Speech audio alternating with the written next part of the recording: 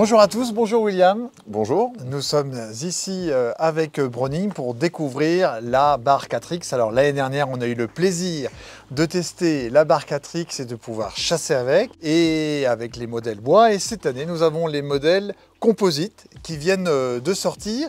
Alors William, est-ce que tu peux nous rappeler rapidement, je dirais, les grandes spécificités qu'on retrouve sur la barre 4X? On est vraiment sur une carabine qu'on a voulu personnalisable. C'est vraiment l'idée d'avoir un configurateur où on peut choisir toutes ces options, que ce soit de calibre, de gravure, de crosse. Et puis on avait travaillé aussi sur certains points d'amélioration technique, notamment l'armeur qu'on a revu en termes d'ergonomie, qui est beaucoup plus facile d'utilisation. Le système d'assemblage canon-carcasse qui nous donne encore plus de précision. Et puis le système d'organe de visée modulaire, si on veut mettre un modérateur de son par exemple.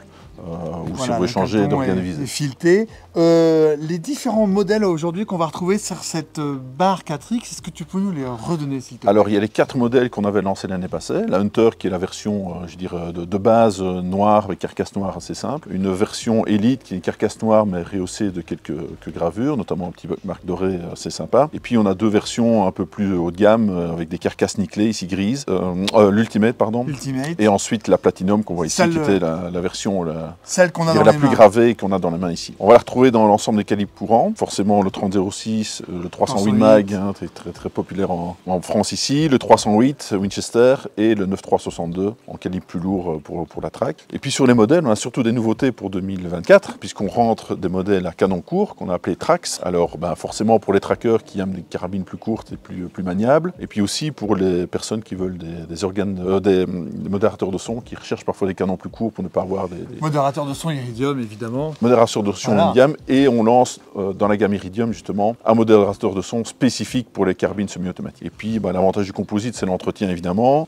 La prise en main avec des grippes ici en caoutchouc. De nouveauté, c'est qu'on a maintenant un appui-joue qui est un peu souple. En termes de confort, quand on va tirer, ça va amortir les coups qu'on peut prendre parfois dans la joue. On peut simplement le changer, le remplacer par la même version mais qui est ajustable. Donc pour les personnes qui veulent tirer avec des lunettes un peu hautes, qui veulent vraiment avoir le busque vraiment au niveau de l'œil, pouvoir une prise de visée parfaite. Donc on peut facilement, en option, c'est une option très facile à choisir et à remplacer, opter pour une version ajustable. On a ici une plaque de couche qui est amovible, simplement en la décalant, on peut l'enlever et la remplacer par différents modèles. Donc on va, la plus fine fait 12 mm, la plus grande fait 32. Donc on a déjà une plage de 2 cm de changement et on peut encore en mettre éventuellement des intercalaires supplémentaires si on veut vraiment encore avoir des gens très grands. C'est ça qu'on va pouvoir potentiellement modifier en fonction des tenues qu'on va porter. Voilà, exactement. Donc on a vraiment un point important en ce qui concerne l'ergonomie. Ouais. Vraiment, c'est important pour la prise de visée, certainement battue. Plaque de couche,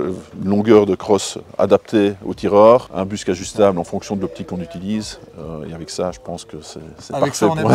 On est paré, exactement. Donc on va chasser aujourd'hui sur un territoire qui fait 1200 hectares, qui est un territoire ouvert, qui se trouve entre la Bourgogne et le Loiret.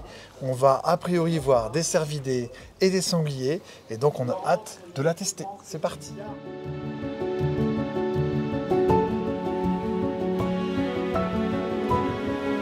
Donc là, on est en place avec Victor, qui est mon cadreur, qui est avec moi pour cette première battue. On est au mois de février, il y a très peu de végétation. Et sur notre poste, on a été contraint de devoir se mettre un tout petit peu dans la traque pour pouvoir se positionner derrière un chêne. Donc on a placé nos angles. Alors assez vite après le début de battue, on a une compagnie de sangliers qui va passer à 150 mètres de nous. On va bien la voir, elle est loin, elle va se défiler devant nous. Il y a tous les postes sur notre gauche qui vont la voir et ils vont faire demi-tour. Et cette compagnie, elle va pas se faire tirer. Ensuite, on a un sanglier qui arrive sur notre droite, pour le coup, au petit trot. Et là, on a un peu de mal à identifier clairement notre animal. On verra uniquement lorsqu'il sautera l'allée de cul que c'est un mâle, mais c'est un petit peu trop tard. En plus de ça, au niveau de nos angles, c'était quand même pas tip top. Ensuite, alors ça, c'est vraiment très amusant. On a un renard qui arrive vers nous. Le renard va s'asseoir à une vingtaine de mètres sur la gauche et puis repartir dans la traque, mais c'est un vrai beau moment. Et puis ensuite, en fin de battue, on a une biche qui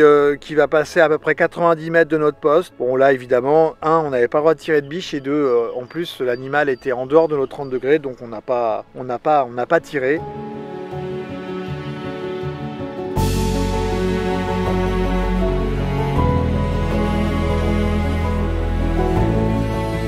Alors la battue vient de se terminer, malheureusement nous n'avons pas tiré, on a vu à 2 postes de nous une chevrette, il y a également quelqu'un qui a tiré sur notre ligne un faon, on a les sangliers qui se sont levés à la fin de battue mais malheureusement qui sont partis et donc là on va rejoindre notre prochaine battue.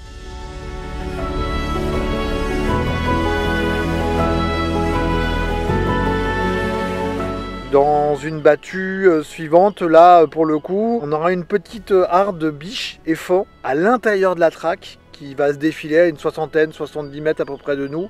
Et là pour le coup, c'est pareil, les conditions n'étaient pas vraiment requises pour tirer correctement.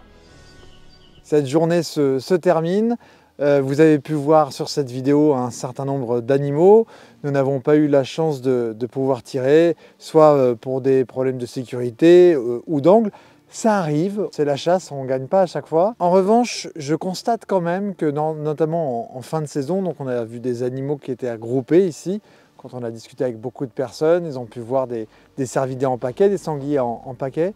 En cette fin de saison, je trouve qu'en battue, il serait, en fonction des postes, parfois utile de pouvoir tirer à très courte distance devant, parce que les animaux sont un petit peu plus sur l'œil, un petit peu comme en traque à fût, parce qu'en fait, il y a des animaux qu'on aurait potentiellement pu tirer dans de bonnes conditions en étant en toute sécurité.